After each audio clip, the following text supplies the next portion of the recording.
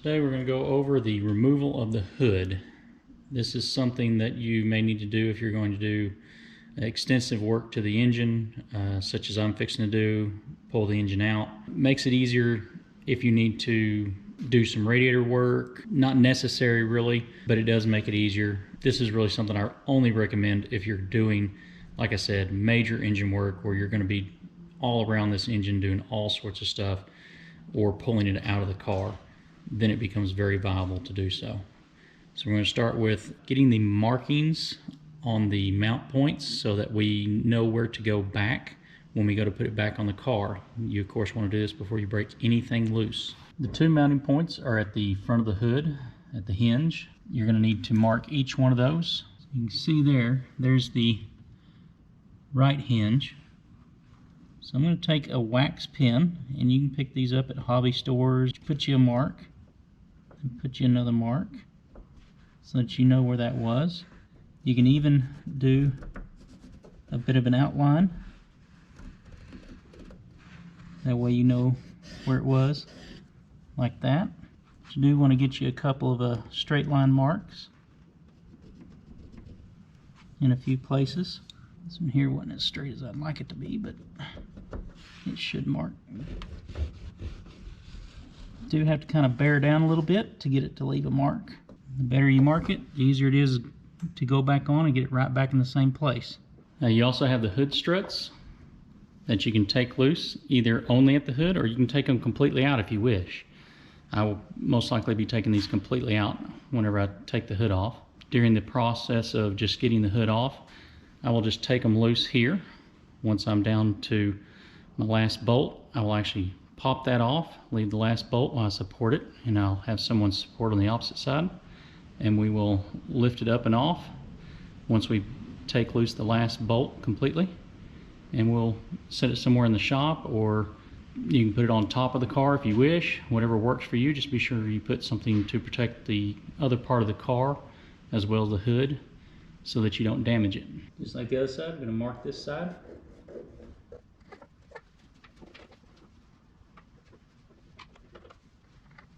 There we go, we got it all marked up.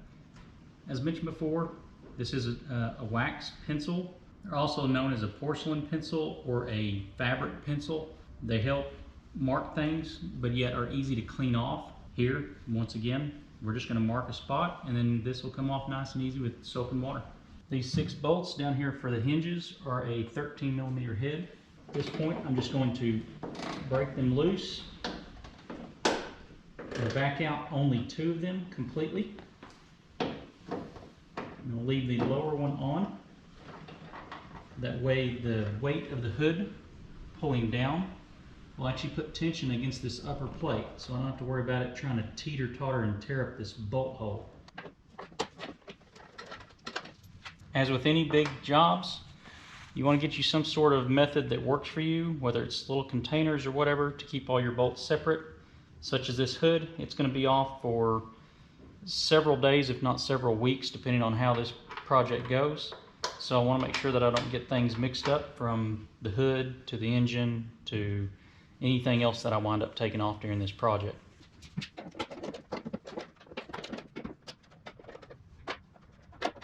This car is in need of body work, to say the least.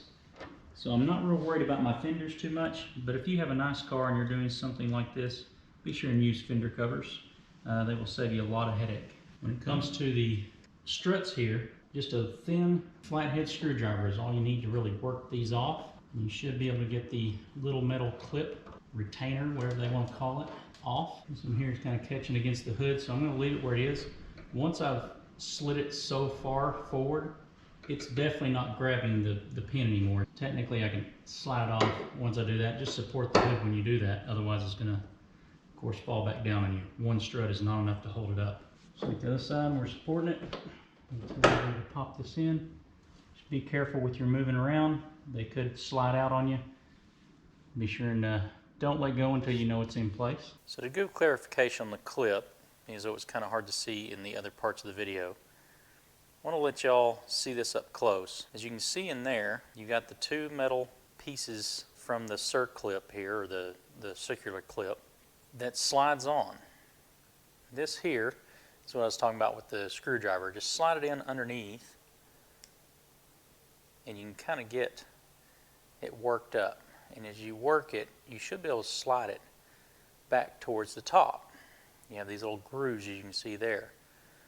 You can also just simply wedge something in here, and as you can see, the metal retainers have opened up. Now if I release it, the metal retainers come back in, of course. And it's the same way on the other side. Slide it in there, and you can go from either angle to get a little flathead screwdriver in there, and then now you can lift it up and it's open. My son is going to help us out with this, so we're going to grab up high, we're going to take the rod loose, and we're just going to set it down like that. While it's still bracing it, you can let it lean against your shoulder or against your head. You can move your hand down here, your right hand. Put your shoulder in place. There you go. Now take your same hand with your shoulder, put your hand down. There you go. Let the hood rest against you. See, like I'm doing? It's resting against my shoulder. Put your right hand way down on the hood, way down here. No, other hand. There you go. So now you've got it. It's resting against you. You've got it with your hand over the back of the hood. You're supporting it. That way, when it tries to come over this way, you can use your arm to push down. So when you're ready, go ahead and take that bolt loose. Will it twist? Doesn't look like it. Use that wrench there. So now, you should be able to twist it by hand. You may have to use your right arm to kind of push down. And let go of the hood. Shouldn't be a whole lot more. And if you drop it, it's not a big deal. Don't worry more about holding the hood. Okay, that's fine. Okay, you ready? Just keep holding. Yep. And we'll take loose this side. You okay? Yep. Okay. And there's nothing supporting it but us. Take your other hand, put it up here. Okay? And then kind of slide it from back behind the hood. Still supporting it. Let's level it out. And we're going to go right there. So here we go. The hood is off without a catastrophe.